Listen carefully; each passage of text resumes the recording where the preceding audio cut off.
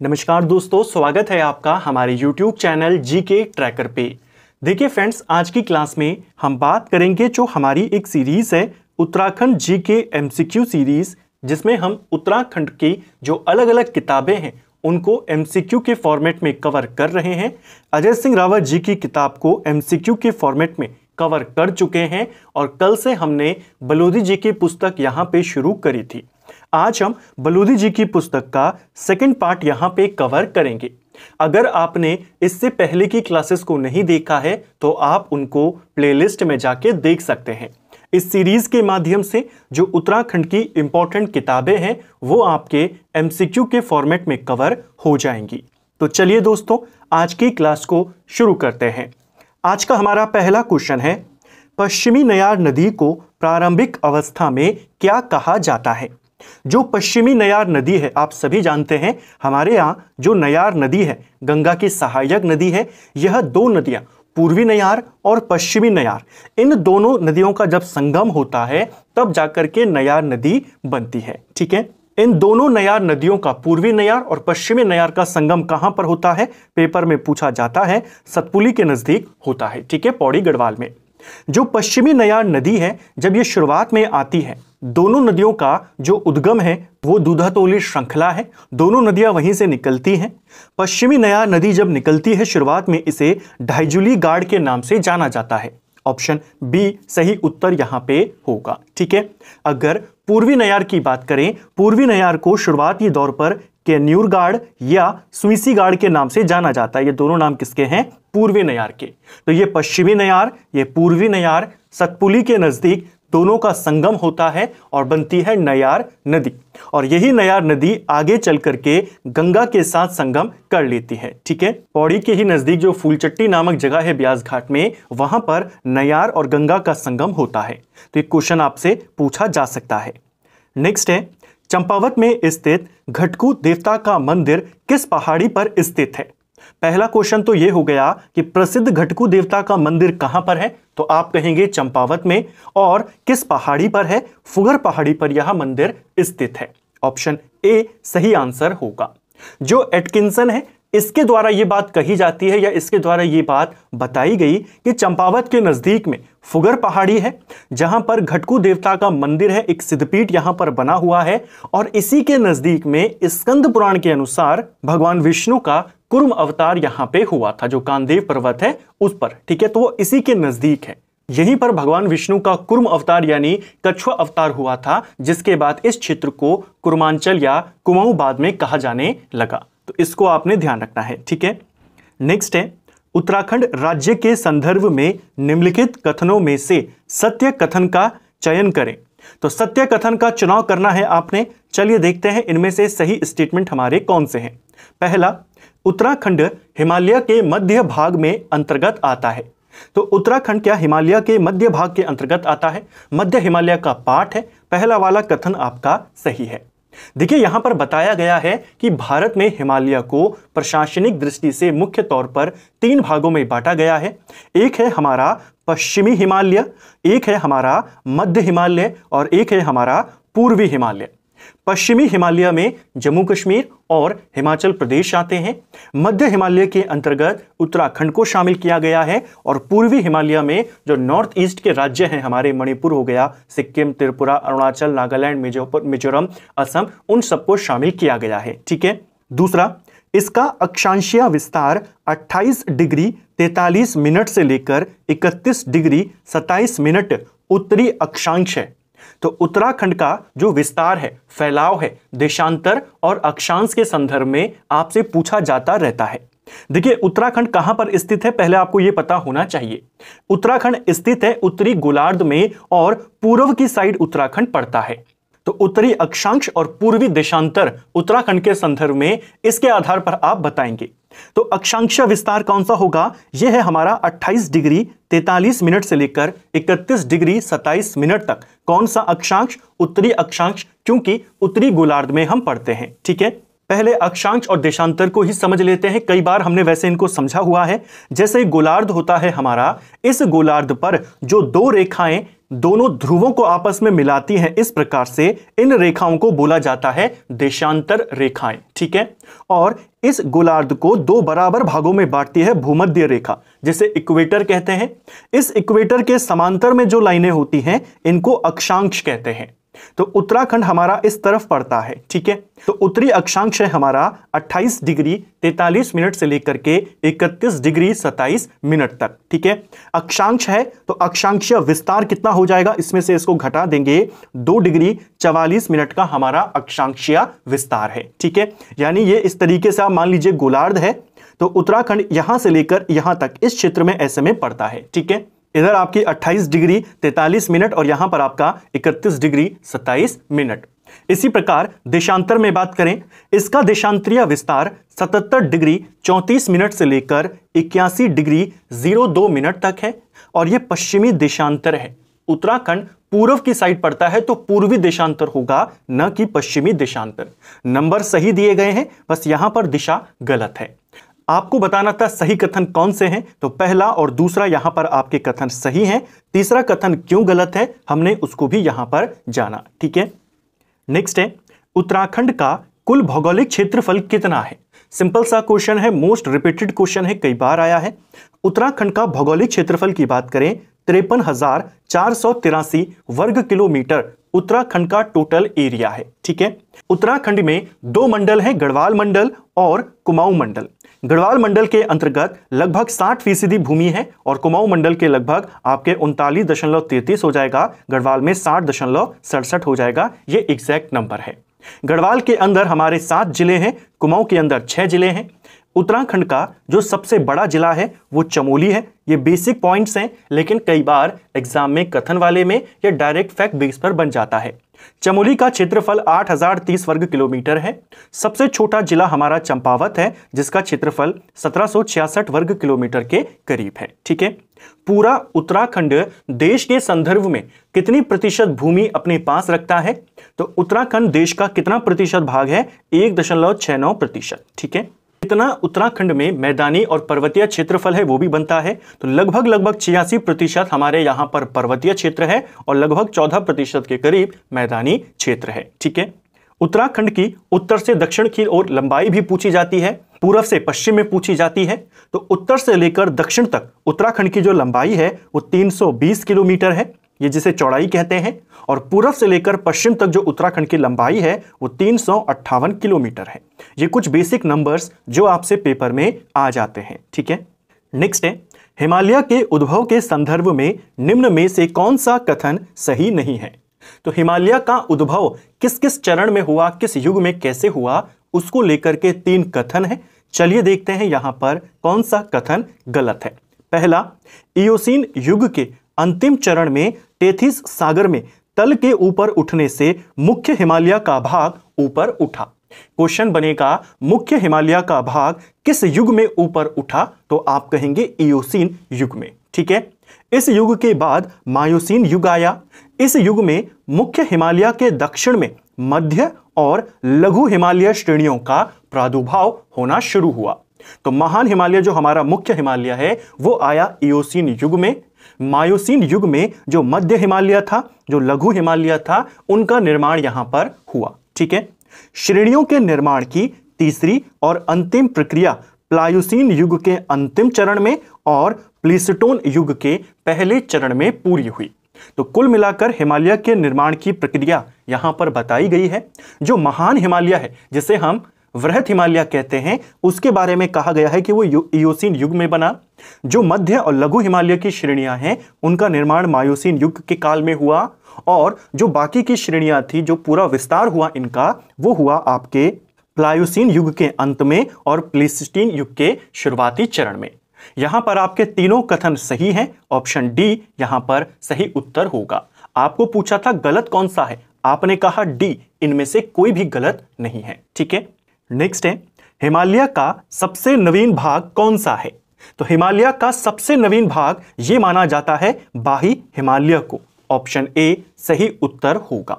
बाही हिमालय को ही शिवालिक हिमालय के नाम से जाना जाता है। ठीक है, बाही हिमालय का निर्माण काल क्या माना जाता है। अभी हमने तीनों का काल देखा, इयोसीन युग में महान हिमालय बना और बाही हिमालय और जो लघु हिमालय था उनका निर्माण किस काल में शुरू हुआ? आपके मायोसीन काल में शुरू हुआ और प्लायोसीन युग तक चला। तो शिवालिक का निर्माण भी मायोसीन युग से लेकर प्लायोसीन युग के बीच का माना जाता है। ठीक है, लघु और मध्य हिमालय एक ही होते हैं, वहां पर बाही हिमालय को भी साथ में आप जोड़ सकते हैं। ठीक है, तो बाही हिमालय हिमालय की सबसे नवीन भाग है। अब क्योंकि ये सबसे नवीन भाग है इसीलिए यहां पर हमें जीवाश्म देखने को मिलते हैं। क्वेश्चन बनता है उत्तराखंड में हिमालय की किस श्रेणी में हमें जीवाश्म देखने को मिलते हैं? तो वो है बाही हिमालय, जिसे शिवालिक श्रेणी के नाम से या शिवालिक के नाम से जाना जाता है। ठीक है, नेक्स्ट है, सर्वप्रथम किस वर्ष हरिद्वार के समीप जीवावशेष हमें मिले थे? जीवावशेष यानी जीवाश्म, तो जीवाश्म हमें कहां मिलते हैं? शिवालिक क्षेत्र में मिलते हैं। ठीक है, हरिद्वार के नजदीक जो सबसे पहले हमें जीवाश्म मिले या जीवावशेष मिले, ये मिले थे 1939 में। ऑप्शन सी सही उत्तर यहां पे होगा। ठीक है, उत्तराखंड राज्य के संदर्भ में हिमालयी क्षेत्र में किस में सर्वाधिक वर्षा होती है? तो ये हिमालय की अलग अलग श्रेणियां, इनमें सबसे ज्यादा वर्षा किस हिमालयी क्षेत्र में होती है?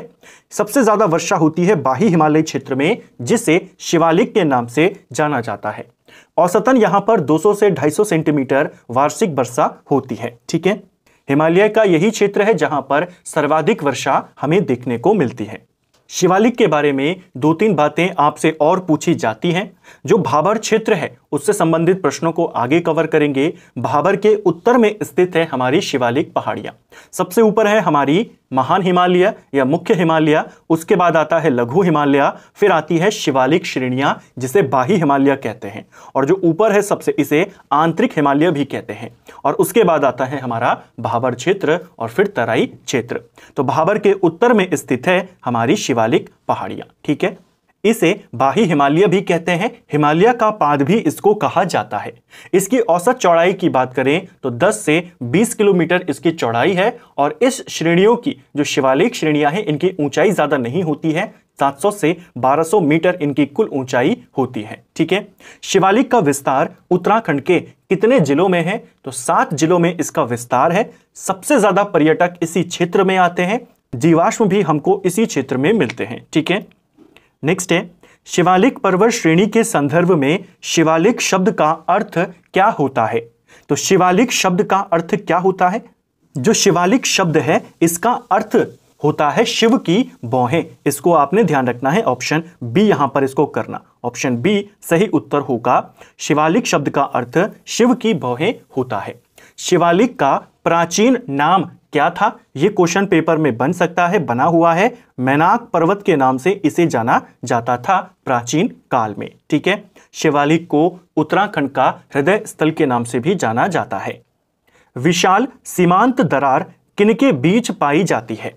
देखिए, विशाल सीमांत दरार की बात करें, कई बार यह पेपर में आपसे पूछा गया है।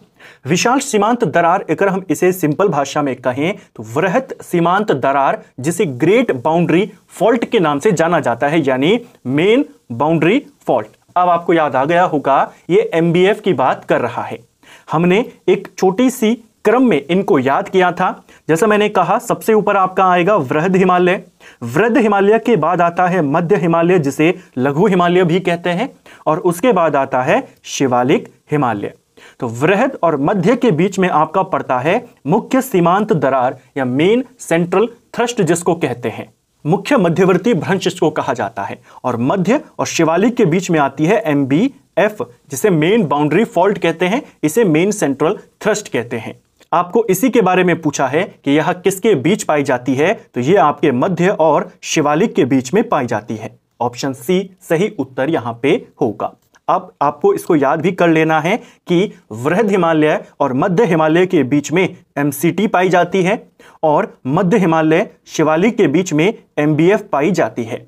एक क्वेश्चन बना था कि MCT और MBF इनके बीच में कौन सी श्रेणी पड़ती है, तो इन दोनों के बीच में मध्य हिमालय यहां पर पड़ता है। ठीक है, नेक्स्ट है, भाबर क्षेत्र का निर्माण किस युग में हुआ है? तो भाबर क्षेत्र का जो निर्माण हुआ, पहले हिमालय बने, हिमालय की मुख्य हिमालय बना जिसे हम बृहत हिमालय कहते हैं, फिर मध्य हिमालय, फिर शिवालिक बना। शिवालिक किसके चरण के अंत तक बना है? प्लायोसीन युग से लेकर के प्लीस्टोसीन युग के चरण तक बना हुआ है। उसके बाद ही भाबर बना होगा, तो भाबर बना हुआ है प्लीस्टोसीन युग में। ऑप्शन सी सही उत्तर यहां पे होगा।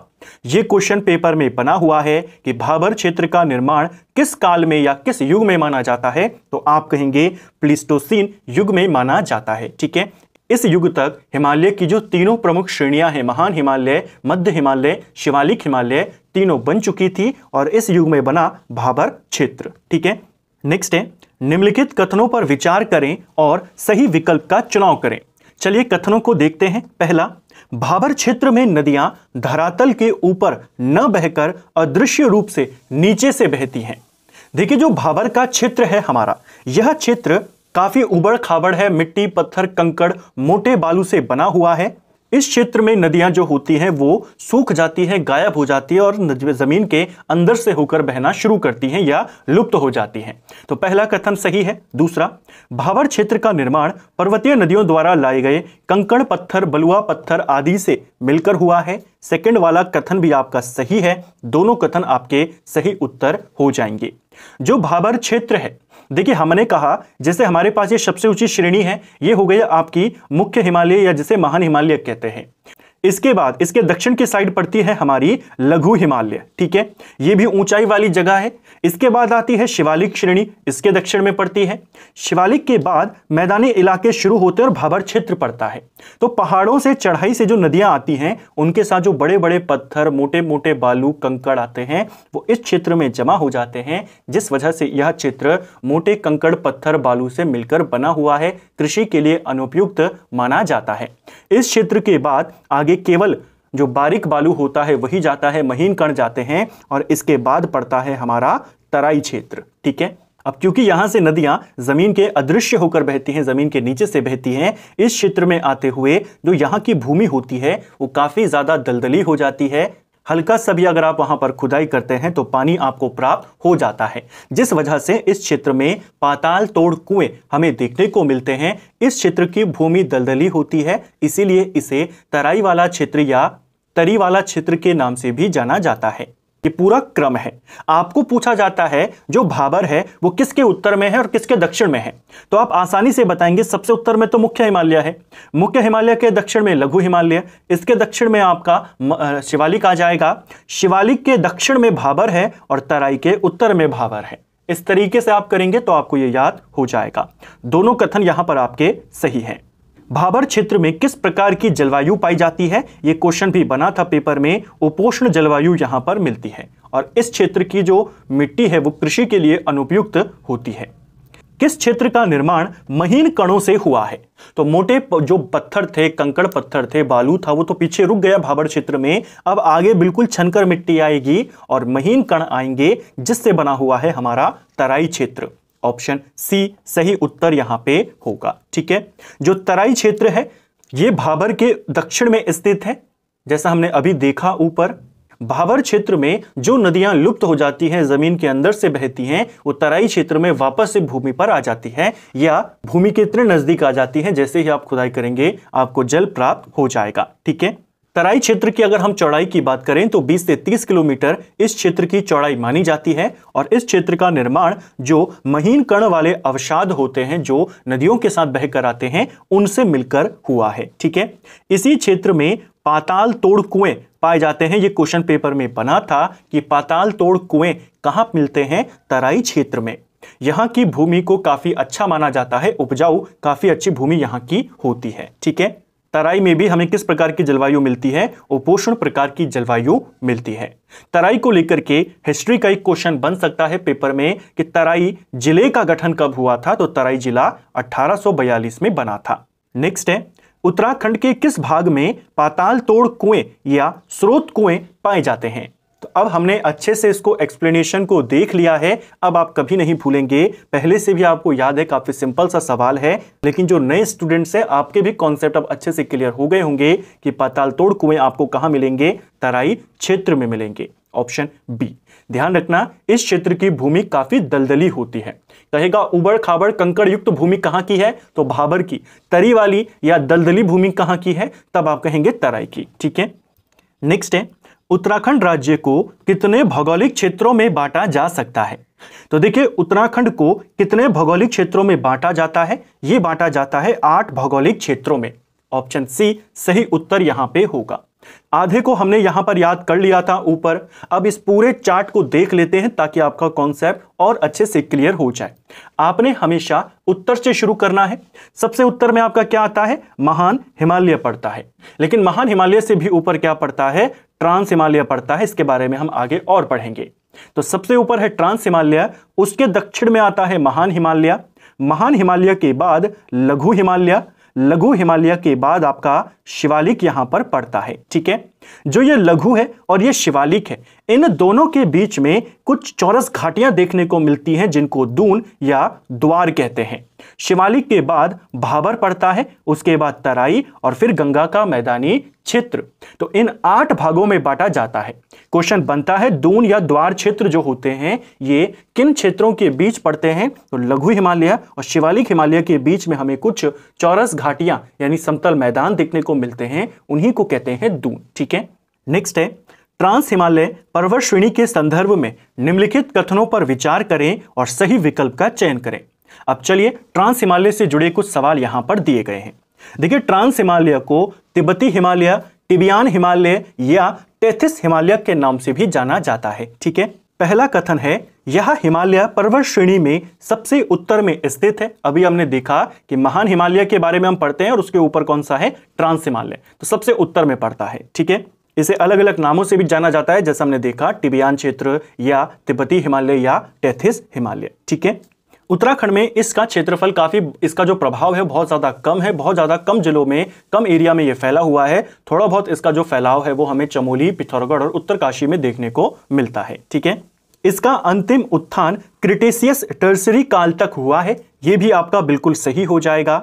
जो तिब्बतियान हिमालय है, कहा जाता है ये हिमालय की उत्पत्ति से पहले यहां पर बन गया था। यह हिमालय की सबसे प्राचीन श्रेणी है, यह भी सही हो जाएगा। हिमालय बाद में बना, उससे पहले ही बन चुका था। हिमालय की सबसे प्राचीन श्रेणियों में इसे माना गया है। यहां पर हिमालय की अन्य श्रेणियों की अपेक्षा अधिक वर्षा होती है, तो यह गलत हो जाएगा। यहां पर बहुत ही कम वर्षा होती है, एक वृष्टि छाया प्रदेश है, यानी नाम मात्र के बराबर वर्षा होती है। इस क्षेत्र में वर्षा नहीं होती है बिल्कुल भी। ठीक है, तो चौथा वाला गलत है, पहला, दूसरा, तीसरा यहां पर सही है। बर्फ का घर हिमालय के किस पर्वत श्रेणी के लिए प्रयुक्त किया जाता है, तो इनमें से किस पर्वत श्रेणी के लिए बर्फ का घर कहते हैं। बर्फ का घर यानी हिमाद्री कहा जाता है। हिमाद्री अर्थात बर्फ का घर, यह कहा जाता है महान हिमालय श्रेणी को। ऑप्शन ए इसका सही उत्तर यहां पे होगा। ठीक है, जो महान हिमालय है पूरे वर्ष भर बर्फ से ढका हुआ रहता है, इसीलिए प्राचीन ग्रंथों में इसका नाम हिमाद्री देखने को मिलता है। सवाल बनेगा किस हिमालय की श्रेणी को हिमाद्री कहते हैं, तो आप महान हिमालय को बताएंगे। इसके अन्य नाम क्या क्या हैं, कई सारे नाम हम ऊपर से देखते हुए आ रहे हैं। इसका नाम है आंतरिक हिमालय, इसका नाम है महा हिमालय, इसका नाम है महान हिमालय, मुख्य हिमालय, ये सारे इसी के नाम हैं। ठीक है, इसे वृहत हिमालय के नाम से भी जाना जाता है। प्राचीन ग्रंथों में इसे हिमाद्री कहा गया है। ठीक है, इस क्षेत्र की जो चौड़ाई है लगभग 15 से 30 किलोमीटर के बीच है और ऊंचाई की बात करें तो 4500 मीटर से लेकर के 7817 मीटर तक का जो ऊंचाई है वो यहां पर पड़ती है। अब 7817 मीटर की ऊंचाई को देखकर आपको आइडिया लग गया होगा कि यह किसकी ऊंचाई है, तो नंदा देवी शिखर की ऊंचाई है। इस क्षेत्र में ऊंची ऊंची पर्वत चोटियां देखने को मिलती है और उत्तराखंड की जो सर्वोच्च चोटी है नंदा देवी पश्चिमी, वो भी इसी क्षेत्र में है। ठीक है, महान हिमालय इसका सही उत्तर होगा। एक और चीज ध्यान रखना, फूलों की घाटी जो फेमस एक पर्यटन स्थल है वो भी इसी क्षेत्र में पड़ता है। ठीक है, महा हिमालय में। इसका फैलाव, जो महान हिमालय है, इसका फैलाव उत्तराखंड के 6 जनपदों में देखने को मिलता है, जिसमें उत्तरकाशी है, चमोली है, पिथौरागढ़, ये 3 तो हैं ही। इनके अलावा टिहरी, रुद्रप्रयाग और बागेश्वर। ठीक है, नेक्स्ट है वृहद हिमालय के संदर्भ में निम्न कथनों पर विचार करें और सत्य कथन को पहचानते हुए उपयुक्त विकल्प का चुनाव करें। चलिए देखते हैं। पहला, वृहद हिमालय और मध्य हिमालय के बीच में केंद्रीय भ्रंश रेखा है। क्या यह आपका सही है? फिर से वही वाला आपको चार्ट याद होगा, महान हिमालय, फिर आपका लघु और फिर आपकी शिवालिक। इन दोनों के बीच में पहले MCT और फिर MBF। तो यही तो पूछा है कि वृहद हिमालय और मध्य हिमालय के बीच में मध्य केंद्रीय भ्रंश रेखा है। पहला वाला कथन आपका सही है। उत्तराखंड राज्य की अधिकांश चोटियां इसी में अवस्थित हैं, वृहद हिमालय में, यह भी सही है। फूलों की घाटी इसी में है, यह भी सही है। जो प्रसिद्ध पर्यटन स्थल है फूलों की घाटी, वो वृहद हिमालय का ही पार्ट है। ठीक है, बाकी के जो हमारे पर्यटन स्थल हैं, हिल स्टेशन है, मसूरी हो गया, रानीखेत हो गया, वो मध्य हिमालय में पड़ते हैं। भोटिया लोग वृहद हिमालय के मूल निवासी हैं, यह भी आपका सही हो जाएगा। ठीक है, क्वेश्चन बनता है वृहद हिमालय की मूल निवासी या मुख्य निवासी कौन है? तो भोटिया जनजाति। यहां पर आपके सभी कथन सही हैं, पहला, दूसरा, तीसरा, चौथा। हिमालय के किस भाग में विशाल हिमनद मिलते हैं? तो बड़े बड़े ग्लेशियर हमें किस भाग में देखने को मिलते हैं? हिमालय में बड़े बड़े ग्लेशियर हमें वृहद हिमालय में ही मिलते हैं। ऑप्शन ए सही उत्तर हो जाएगा। इन ग्लेशियरों का जो निर्माण काल माना गया है वो प्लायोसीन युग से लेकर प्लाइस्टोसीन युग के बीच का माना गया है। सवाल बनता है उत्तराखंड के ग्लेशियर किस युग के हैं? तो प्लाइस्टोसीन युग के हैं। ठीक है, जब हिमालय की श्रेणियों का विस्तार हो रहा था, अंतिम रूप इनको मिल रहा था। ठीक है, इसी क्षेत्र में बड़े बड़े ग्लेशियर हमें देखने को मिलते हैं, इनको ध्यान रखना। अधिकांश जो ऊंची चोटियां हैं वो भी इसी क्षेत्र में हैं और ग्लेशियर भी यहीं पर हैं। ठीक है, दूनागिरी, कामेट, चौखंबा, बंदरपूंछ जैसी पर्वत चोटियां किस हिमालय श्रेणी में स्थित हैं? तो जैसे मैंने कहा, जो ज्यादातर हमारी ऊंची ऊंची पर्वत चोटियां हैं, और न केवल ऊंची ऊंची, जो सबसे ऊंची पर्वत चोटी है नंदा देवी पश्चिमी, वो भी वृहद हिमालय में पड़ती है। सही आंसर क्या होगा? महाहिमालय। नाम आपने ध्यान रखने, किस हिमालय को किस नाम से जाना जाता है, क्योंकि कोई भी नाम वो दे सकता है। यहां पर दे देता आंतरिक हिमालय और बाह्य हिमालय, तो आंतरिक हिमालय भी उसको कहते हैं, महा भी कहते हैं, महान भी कहते हैं, मुख्य भी कहते हैं और वृहद भी कहते हैं। ठीक है, इसी हिमालय में बड़ी बड़ी पर्वत चोटियां हमें देखने को मिलती हैं। ठीक है, जो ऊंची ऊंची हैं, सबसे ऊंची चोटियां वो इसी क्षेत्र में मिलती हैं। इसको आप ध्यान रखेंगे। और फूलों की घाटी वाला कॉन्सेप्ट को भी याद रखना है, क्वेश्चन को याद करना है कि वह भी किस क्षेत्र में है, तो आप कहेंगे आपके वृहद हिमालय में स्थित है। ठीक है, तो फ्रेंड्स ये था हमारा आज का वीडियो, जिसमें हमने बलूदी जी की पुस्तक का सेकंड पार्ट यहां पर कवर किया। 2 पार्ट में 40 क्वेश्चन को देख लिया। अजय रावत जी की पुस्तक से हमने उत्तराखंड की हिस्ट्री को एक बार डीप में यहां पर रिवाइज किया, और अब हम कोशिश करेंगे उत्तराखंड की ज्योग्राफी को डीप में रिवाइज करने का। उम्मीद करता हूं आपको आज का वीडियो पसंद आया होगा। अगर आपको ये वीडियो पसंद आई है तो वीडियो को लाइक करें, चैनल पर नए हैं तो सब्सक्राइब करें, अपने दोस्तों के साथ शेयर करें। वीडियो आपको कैसा लगा कमेंट बॉक्स में हमें ज़रूर बताएं। Thank you friends.